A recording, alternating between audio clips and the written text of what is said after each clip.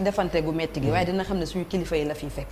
waaw suñu kilifa yi la fiy fekk. ndax ñoom ak moom ñoo bokk génération. waaw Ousmane Sonko tontu na ko de. Ousmane Sonko tontu na ko tontu bu nga xamante ni ànd na ak fermeté. te Malick dafa fàtte Montpellier jeunesse africaine ba dañ fa daje woon. ak Macron boobu la waroon xam ne prémices yi ñëw noonu la lu sunu maam yi nangu woon xale yu mujj yi léegi duñ ko nangu jàng nañ te fekki nañ leen. exactement loolu la tey dirigeants yi nga xam ne moom la ñu am loolu laataa ñuy ñëw au pouvoir la ñu ko commencé wax bi ñu ñëwee au pouvoir ñu confirmer ko réaffirmer ko par des actes très forts je pense que tey président Macron li nga xam ne moom la wax il a été non seulement arrogant. très arrogant. maladroit et impoli.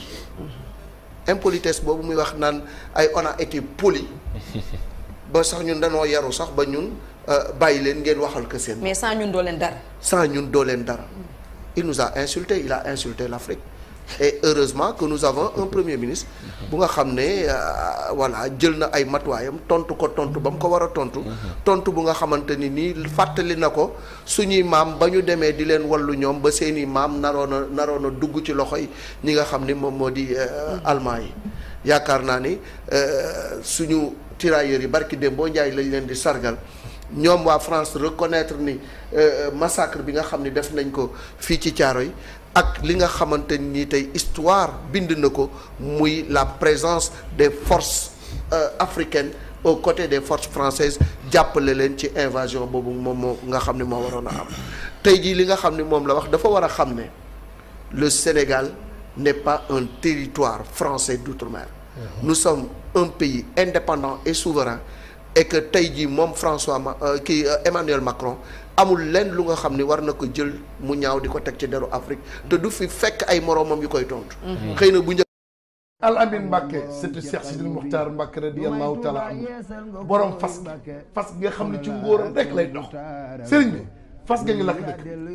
waaw moom ñëpp xam nañ liy mbiram kenn nattab léewtu ko képp koo xam ne dangaa nekk mag mbaa ndaw am jafe-jafe néew kattan moo xam sa awara di nooy di lax ngay gaaw a yegg wala nga nekk nit koo xam ne santiruuta sa bopp dara ci ngóor a jëlal fas gi fas la koo xam ne ci sama maam la jógee mu doon dond billaahi wallaahi wal kitaabi at yoo mën a am boo ko taqee taquk néew kattan loolu Sénégal gépp xam nañ ko adduna bépp xam nañ ko te njariñ dañ koy baaxee moo tax buur ñu ñëw indil Sénégalais njëriñ yi ñu jàkkaarloo mooy fas gi nga xam ne ci néew kàttan képp lay dox. du looy naan du looy diwoo na leer ndax fi jamono toll naan ak diw dala wóor ci Al Amin Mbacké surtout Cheikh Sidil Muxtaar Mbacké radiyallahu taala anhu kon na gaañ fas gàngoog dawal wuti ko ci nu mu gën a gaawee. ay mag ñoo fi nekkoon di am lu ñuy masraak lu ñuy seet mais ñi nga xam ne ñoo fi nekk tey di ñu diriger ay ndaw lañu jàng nañu ay intellectuels lañu c'est des ils sont pas complexés. il y a noo xam ni loolu jeex na. ce complexe d'infériorité vis-à-vis de la France c'est fini. France gi nga xamante ni daf ñuy jël di ñu noot di def lu ko neex ci suñu réew loolu jeex na. bu fekkee nag loolu moo ko naqari ba muy wax lu muy wax na xam ne retrait bi day am. te bu amee na assumer conséquences yi ñun tamit dinañu assumer conséquences yi parce que lenn lu ci nekk c'est un partenariat gagnant-gagnant bu fi nekkoon xëy na ñoom lañ ciy gagné sax moo ëpp ñun luñ ciy gagné. donc ñun Sénégal wax dëgg yàlla taxawaayu Ousmane Sonko ñu ngi koy rafetlu tontu bi nga ko tontu ñu ngi koy rafetlu et tout le peuple sénégalais doit être solidaire et uni derrière le Premier ministre pour dire non à Macron et lui rabattre le caquet parce que ce qu'il a dit est tout simplement un manque total de respect vis-à-vis de l'Afrique. Et on va résumer par les mots de Abdoulaye Cissé au début en bon français. Abdoulaye nga ne c'est un pauvre type. Pauvre type. Voilà, donc voilà donc noonu la ñuy rek daal di conclure li nga xamante ni moom mooy actu commenté kon Ousmane Sonko ci wàllum retrait donc troupes françaises yi fii ci suñu réew dan nañ ko mën a jàngatee. xëy na dafa teel de mais en bon français li Macron def. en bon français li ñuy wax c'est un pauvre type. teel na nag xëy na ci kàddu yi mais parce que nit sax boo ko am na nit loo xam ne sax mën na jote ak baayam. waaye moom moo ko mën a waxal boppam waaye soo ko waxee. c'est ça ngeen jote. xëy na jaar-jaari àdduna moo waral. coopération militaire bu amee ci diggante ñaari réew. la moindre des choses. mooy ñu mën a d'accord ni ku nekk gis na ci boppam. wax ni dimbale naa la. loolu bu ko waxoon kenn du ko bañ. wax ni ci jamono bi ñuy kii am na yoo xam ne ni dimbale nañu loolu peut-être kenn du ko bañ. mais wax ni bu dul woon man du ngeen dara. loolu moom dafa ëpp ci wax. te xam nga luy problème bi. 2027 la Macron war a dem mais fin de mandat bi ça risque d'être une catastrophe pour la France. C'est ça. Parce que dina xuloog ñëpp. dina ruiner crédibilité France. da ngay regretter sax France au général de Gaulle François Mitterrand nga xam ne bu dul woon sax li ñuy defal seen dëkk. jàmmoo woon nañu ak àdduna. ça c'était très important quand même.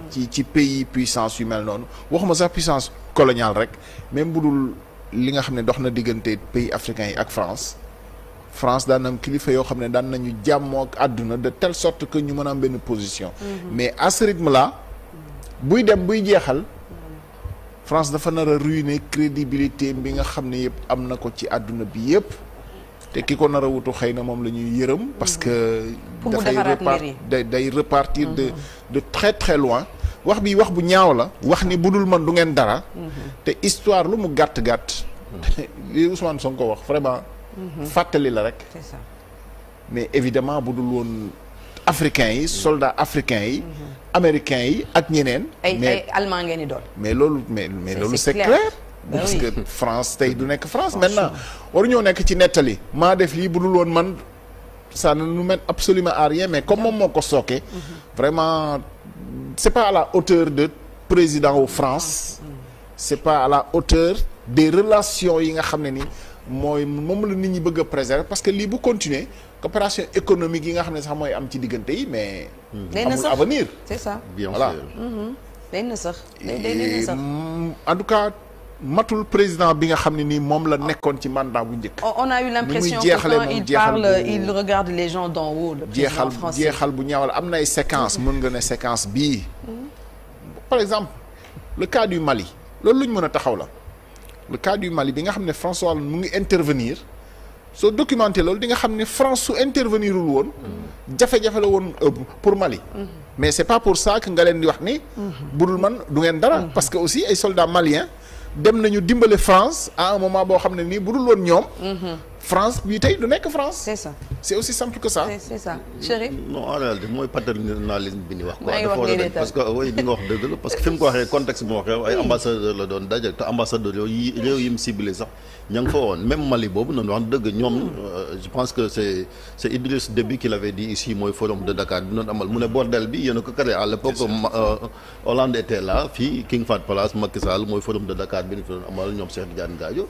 ñoom ñoo fi indi bordel parce que ñoom ñoo faat Kadhafi bi ñu faatee Kadhafi jafe-jafe am ba nga xamante ni armes yi dugg biir Mali mais bu doon Kadhafi nga fa te kan ma faat ko rek procès baa ngi nii démb rek nee nan ka fa nekkoon président Nicolas Sarkozy ñu ngi koy woolu donc c'est normal que ñu demoon di taxaw ji réew ma nga xamante ni moom mooy boobee Mali c'est vrai que Dioncounda Traoré moo fa nekkoon président de transition ñu woo leen jëm ci loolu te relation internationale sax dafa war a am ay code mais dem na ba waxu leen nee na gërëmoon ko maanaam merci merci la noonu da ngeen ma war a wax merci danoo waroon wax merci newoon nee na aussi maanaam réew yi sax ñoom France jëloon na décision bu yàgg depuis février 2023 primeur mais loolu aussi moo tax am na benn extrait boo xam ne mooy Jean-Marie Bockel nga xamante ni moom ci boppam cité na ko dem ci conférence de presse bi nekk ndawam Jean-Marie Bockel pour le cas du Sénégal n'a pas dit ça parce que mi ngi nii si on peut écouter l'extrait parce que c'était à 3 jours des élections législatives yi nga xamante ni Sénégal la amoon moo ne contexte Sénégal bi c'est particulier jotuñ faa waxtaane sax waxu retrait parce que bi ñu laajee président Bassirou Diomaye Faye daf ne nañ leen bàyyi temps surtout que ñu nekk ci contexte électoral c'est ce qu'il avait évoqué kii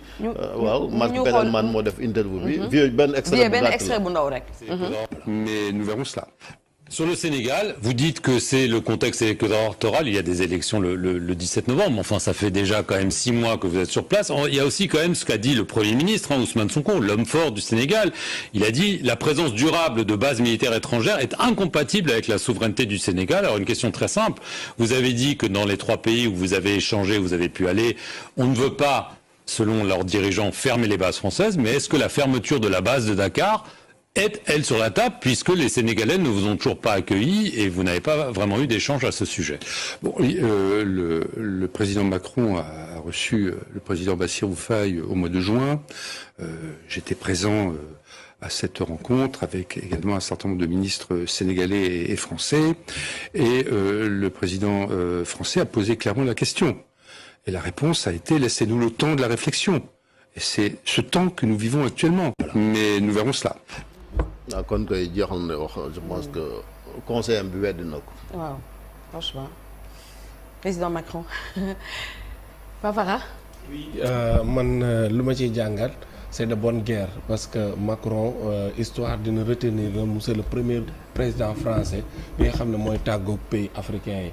d'abord ñett dem nañ ñeneen ñi ñu ngi génn muy Tchad Sénégal mu nar a nekk juróom moom tamit pour mu wone boppam il fallait que mu daal di attaquer mais soo xoolee li nga xam ne moom mooy dëgg xam nga ne premier ministre Ousmane Sonko li mu wax vraiment loolu la xel gi na nangu bu baax a baax ndax ñoom clamé nañ ko haut et fort bi ñuy nekk ci opposition ci lépp waxoon ne suñu ñëwee mënuñoo am état ba pare beneen armée daal di ñëw ci biir mel ni ku leen di contrôler kon Ablaye li mu wax rek wax dëgg yàlla ñaari côté yëpp. dimbalante ku ne jàppal na sa morom parce que li may wax rek kon ci tirailleurs yi jamono ji nga xam ne ñu ngi leen dem feete jamono jee même ay kilifa diine fii ku mel